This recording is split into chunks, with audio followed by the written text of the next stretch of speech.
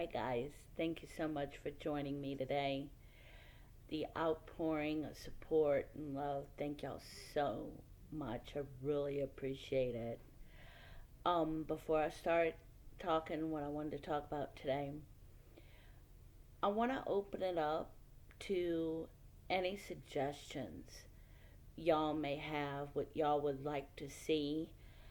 I had a subscriber just this morning suggest something to me, and it was actually made sense, the suggestion, and I'm going to go do it next week. So I want to thank the subscriber for that, and I want to thank y'all for your suggestions. Any suggestions y'all may have, shoot them out. You can message me directly in the comments, or you can email me at godswoman.ph@gmail.com. I'd really appreciate y'all's suggestions.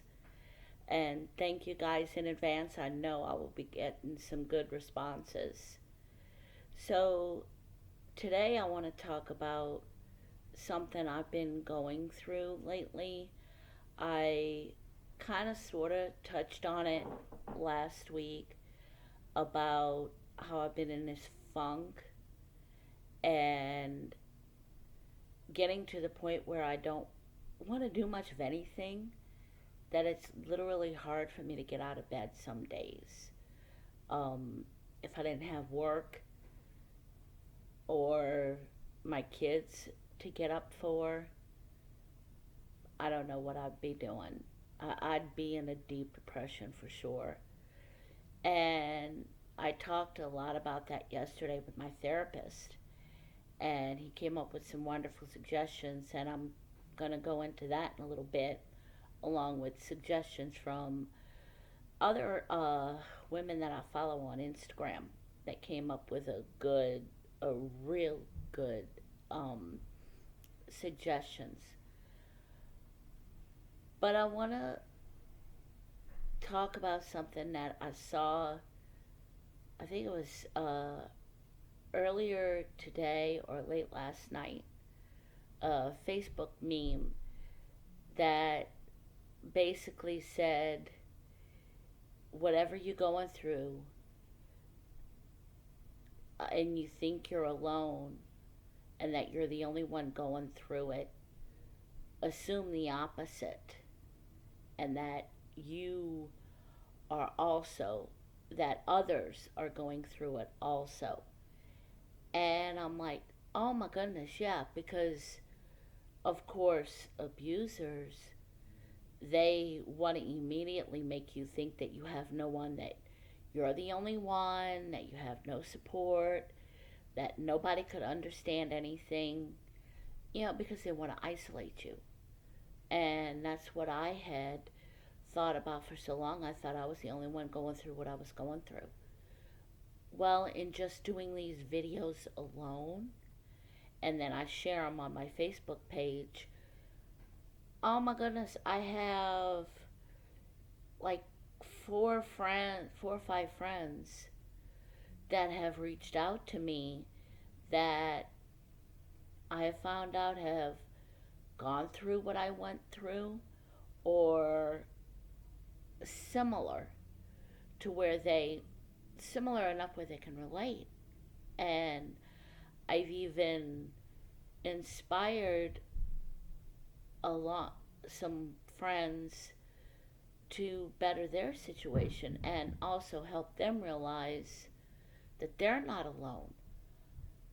And I'm like, holy moly. Because for so many years, part of my issue was that I thought I was the only one, or it was rare as to what I was going through, when it turns out I wasn't rare at all.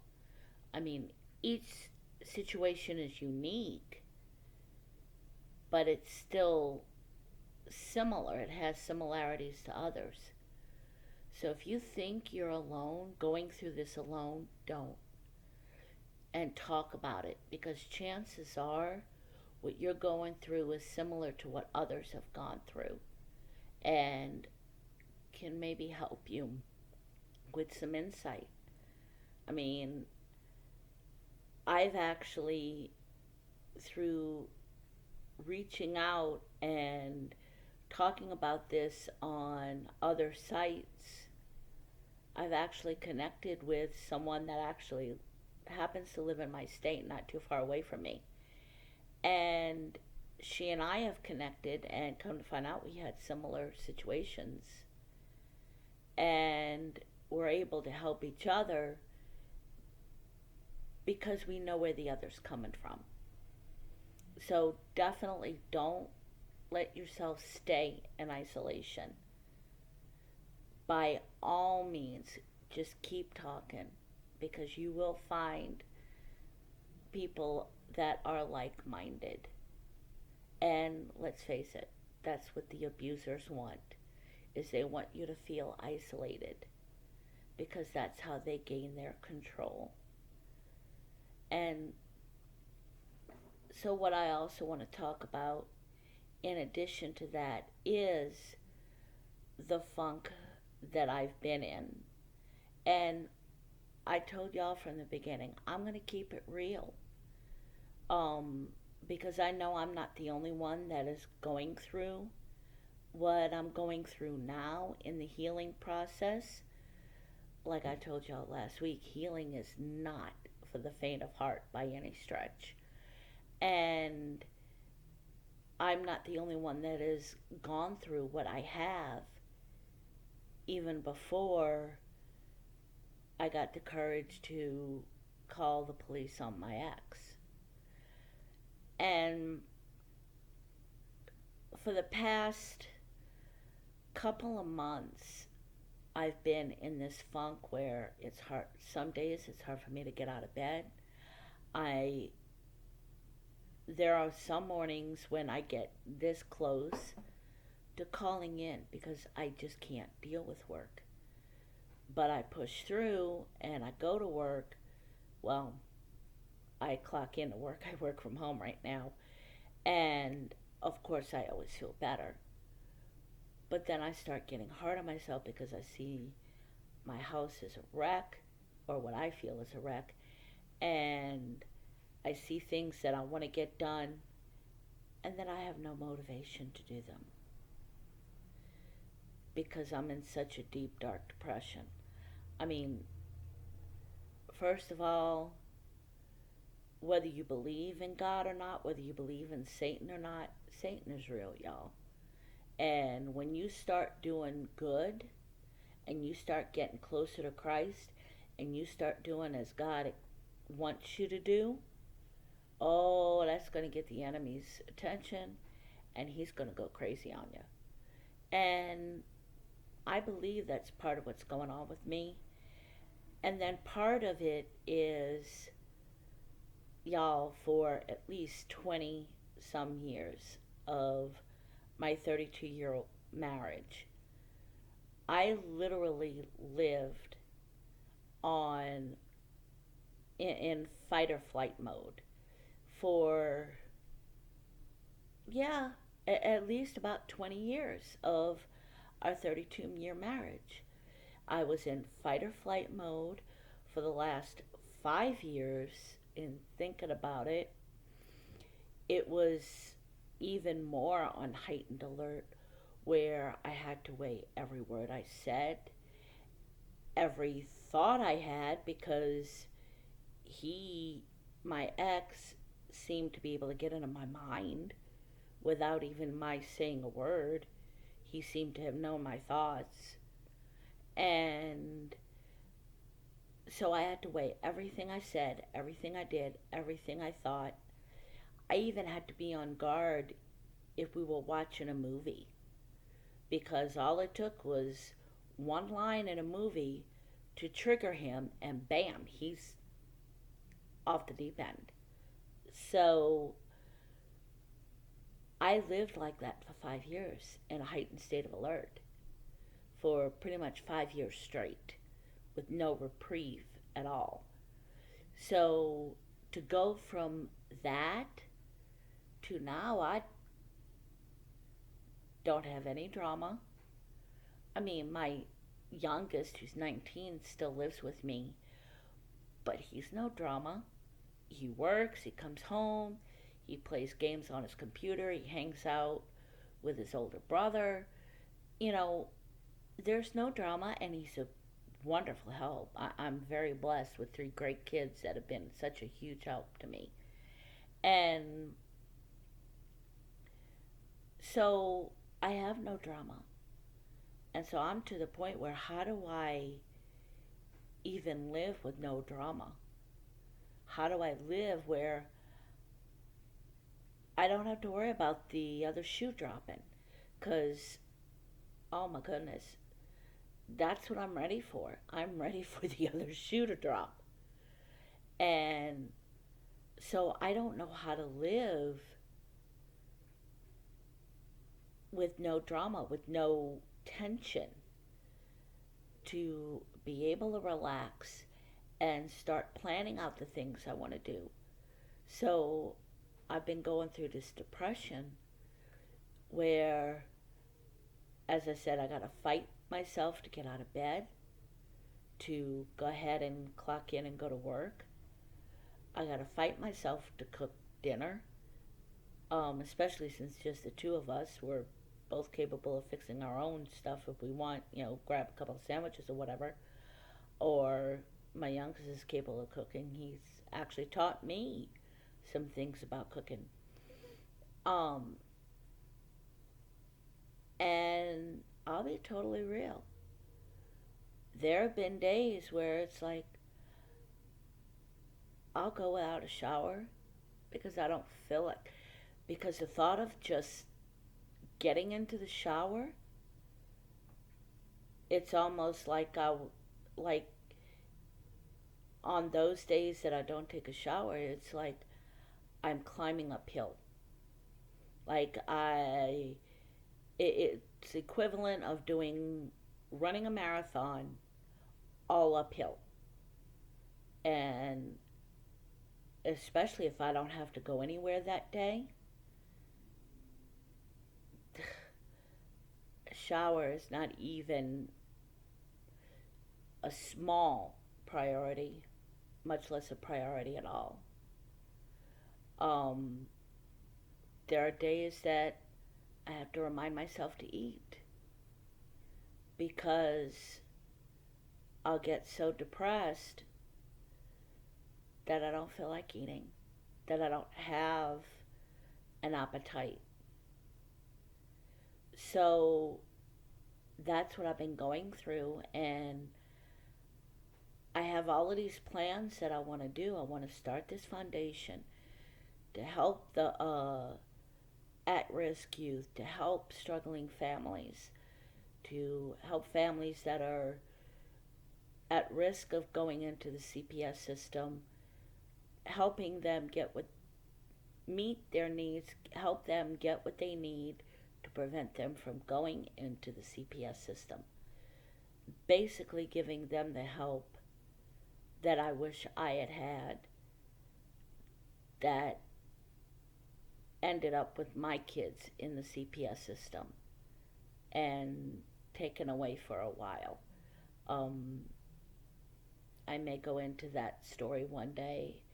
It's still, even 15 years later, it's very raw and it's hard to talk about. But I want to do I have all of these plans, and I've talked with people that are in the know and know how to work the system that think this is a great idea. I want to start off with a food truck to give away food to, actual meals to the homeless and to struggling families in the struggling neighborhoods. And I've got all of these wonderful ideas. And then I start on them and try to get the proposal done, the proposal so I can start trying to get funding. And my mind locks up. And then I try to think and try to have thoughts, you know, coordinate the thoughts in my head. And instead, all I get is this like This is going to sound funny, but all I get in my head is like white noise. Like that background noise you hear shh through your head. I get that. And I'm able to do work because it's so repetitive that I can navigate through the day and get do what I need to do and answer questions I need to answer, but it doesn't take a lot of thought because it's something I know by heart.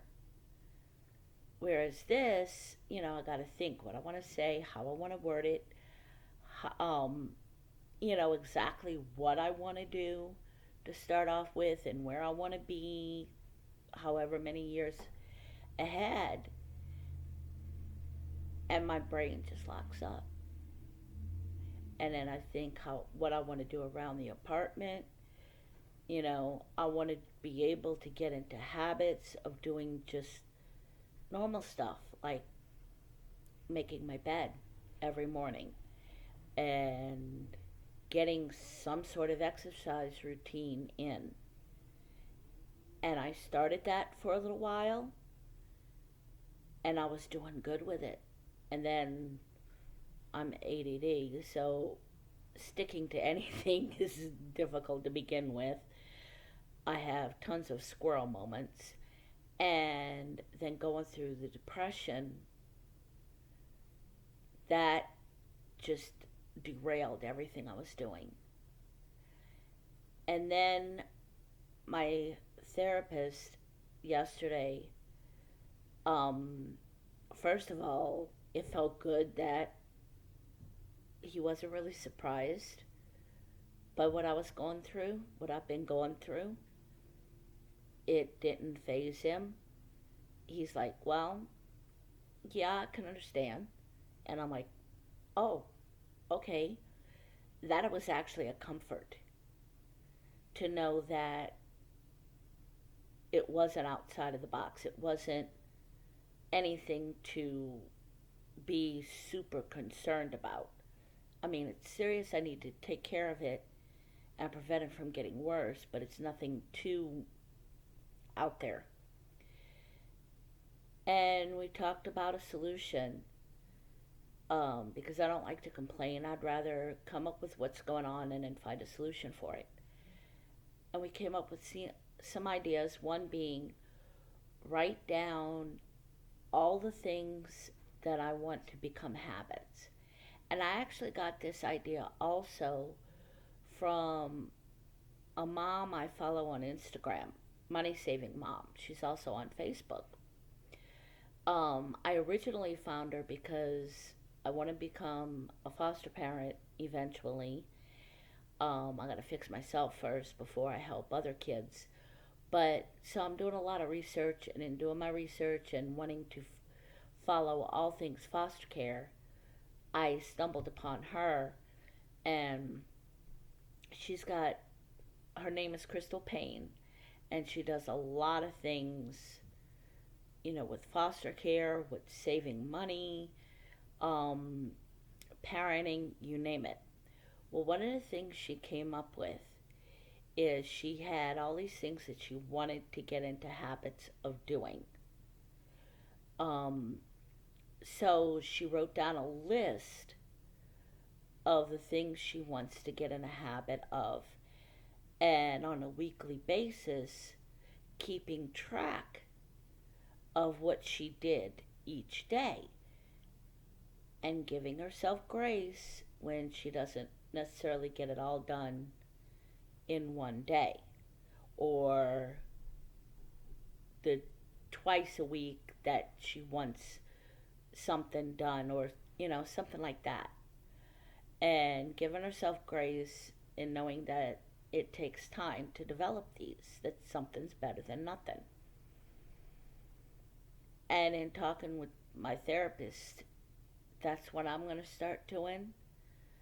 uh, that's kind of like my homework for next week, to go over everything I want to get done to become a habit, like a daily routine,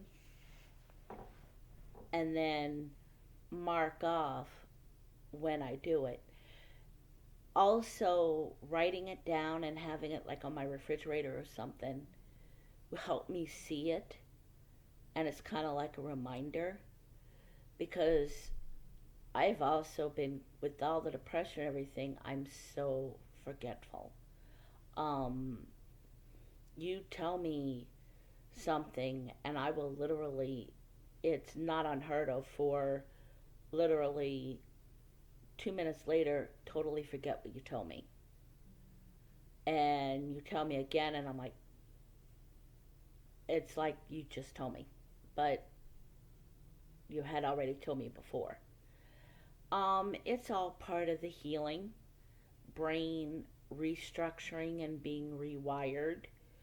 Um, and so having all of this written down and like stuck on the refrigerator or on a calendar or something, whatever's the easiest,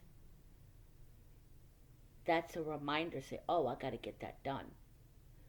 And it helps with accountability because you're holding yourself to accountability. And then what I've also started doing in the last couple of days is we all have smartphones, we all have calendars on our phone, Google Calendar or whatever calendar. I started writing, putting in reminders on my phone on the calendar. Okay, I want this done in this date. Put a reminder in, and I'll put two reminders. One, at least two reminders. One for like 10 minutes before, and then one for the day before. So that way I can remember. Or if it's something that's long term, like a month or two down the road, I'll actually put in a reminder for a week ahead of time also to remind me. And in doing that, that's helped me because somehow if I put it in my calendar, if I go through the trouble of putting it in there, typing it in, the whole bit, I actually remember it better. Even without the reminder, it's like in my mind now. Um, that's just easy for me. But even if I don't remember, it's still there to remind me. And so I highly suggest that you utilize the calendar in your phone. Um, or if it'll help you better, we all have calendars on our wall. I have a calendar in my kitchen. Write it down on that, okay? This on this date. Or look at it for an overview. Okay, I want to get this by this. And another thing that my therapist talked about was starting small. Yes, first think of all the things that you want to start working on, but don't try to do everything at once because then you get overwhelmed and then you don't get anything done. I know for me, if I see everything I want to get done, the whole big picture, I'll like, I can't even think. My brain will lock up and I'm like throw it away in my mind, forget it. I can't. So what I'm going to start doing is come up with a list of everything I want done and everything I want to become habit, and then work on just a few things, like one or two things in that week, and work on that until it becomes a habit and that I don't think about it. I mean, I have started several months back. My daughter and I were talking about how, being as we both work from home, we rarely go out. And I said, yeah, most days I'm just in my PJs all day. And she said how she always puts on clothes because that helped her mentally. Even if she didn't have anywhere to go, she at least threw on a pair of shorts and a t-shirt. And that made sense. So I started doing that. I generally don't wear shorts. Um, so I would just throw on a pair of jeans and a t shirt, and that did wonders. And now I don't even think about it. I literally wake up in the morning, go to the bathroom, brush my teeth, go back in my room, throw on a pair of jeans and a t shirt, and before I come out and do anything else, like make my coffee or whatever, it has become such a habit for me that I don't even think about it. I'm doing it without even realizing it. So if I can get into that habit, I know I can get into others. I just got to keep going and keep going and keep going. Repetition to the point you don't think about it. And then when you get to that point, then start a new task that you've been wanting to get in the habit of. And then I also talked about how I wanted to get into some sort of exercise routine. Even if it's putting a video on YouTube, on my TV, and doing an aerobics video. Something. And then I saw another gal I follow on Instagram, Simple Purposeful Living. Um, she came up with a wonderful idea. Um, she always says something is better than nothing. You can't seem to work in a full half hour or full 1 hour workout. Especially with her, she's got a lot of kids. She fosters, so she's really busy. Plus, she has her own work at home business. So she does like a 6 minute workout. 6 minutes. She does like 2 exercises, 3 exercises, 2 reps each. And that's something. It's a start.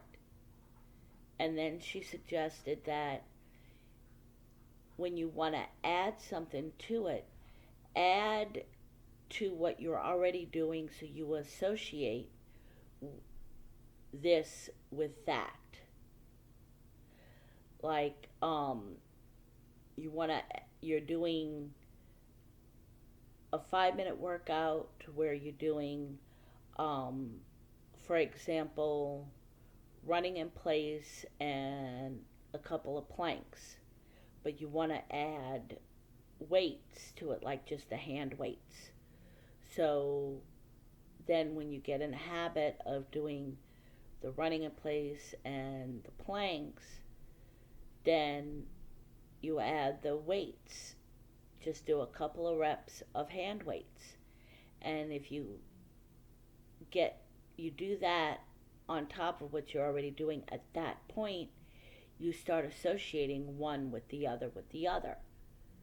Just like at one point, I was in a habit of, I got up, went to the bathroom, brushed my teeth, got dressed, made my bed before I got out of my room. Well, I got out of the habit of making my bed and changing sheets and stuff, but that's what I'm going to start doing again, to where that's going to be part of my morning routine, where I get up, I do A, B, C. I associate one with the other with the other. And sorry, y'all, my nose keeps itching like crazy. But, and that's what helps bring about habits and brings about change, because you're associating one with two with three. And then above all else, with everything else that you're dealing with, give yourself grace if one day you just can't bring yourself to do anything. And then, like I talked last week, celebrate the one thing you did do. Like last week when I said celebrate your victories. Even if you have all of these things you like to get done during the day, but all you could seem to muster up the energy to do was get the dishes washed and put away. That's a victory. Even if all you could do is get the dishes washed, or all you could do if you are blessed to have a dishwasher, if all you could do was bring yourself to empty the sink and put the dishes in the dishwasher and then run the dishwasher. You don't have the energy to empty the dishwasher, but you at least got the dishwasher running. That's a victory. That's something. There are days where if I did that much, I was ecstatic and I felt like I accomplished something. And as far as cooking meals, y'all, I would be so lost without my crock pot. My sister teases me like anything because I use my crock pot at least once or twice a week. I've had weeks where I've used my crock pot at least 3 or 4 times for meals. It's easy. You basically throw everything in a crock pot, turn it on, and boom.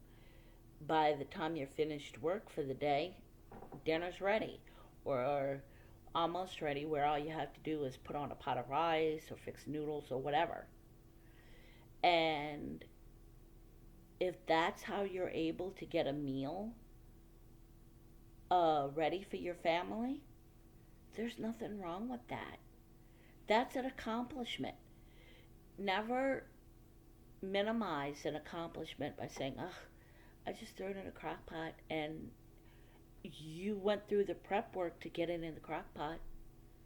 You thought ahead enough to say, okay, I'm going to make this, I'm going to put it in the crock pot, I'm going to do this, make this with it. When you get into depression, it takes all of the energy to just get up. If all you could do that day was take a shower, revel in that accomplishment. The other day, that's what I did. It had been like 2 days since I took a shower, and I literally fought with myself and said, nope, during my lunch break, I'm going to go take a shower. And I did that. During my lunch break, I got up, took a shower, got dressed, and I felt better. And I felt like I was accomplished, like I accomplished something. At least I had a shower. So, if all you can do is take a shower on a day, that's an accomplishment. If all you can do is get the dishes put in the dishwasher, or if you don't have a dishwasher, you just have a drain board, if all you have the energy to do is wash dishes and put them in the drain board and leave them there even though they're dried, that's still an accomplishment. You got the dishes washed. And also something else my daughter posted one time that is starting to help me with my mindset. Instead of having the mindset, I've got to do the dishes, for example, or I should do the dishes. Instead, say, I want to do the dishes so I can have a clean pot to make dinner. Or I want to do dishes so I can have a clean area and have my kitchen look nice. When you find a reason to do something, why you would want to do something, that's a huge motivator instead of putting it on yourself as an obligation. Because I don't know about y'all, but me, I have some ODD issues, oppositional defiance, where you push me in one direction, I'm going to go push in the opposite direction just to spite you. And so if I'm thinking, I got to do this because that's an expectation, that makes me even less motivated to want to do it. But if I'm doing it because there's a positive outcome from it, as in washing dishes, my kitchen looks nice, I'm more likely to do it. So, take away from this video, one, talk about what you're going through, because I can pretty much guarantee you that at least one other person has gone through or is going through what you're going through. And in talking with someone that has similar situation, that's so freeing and so motivating.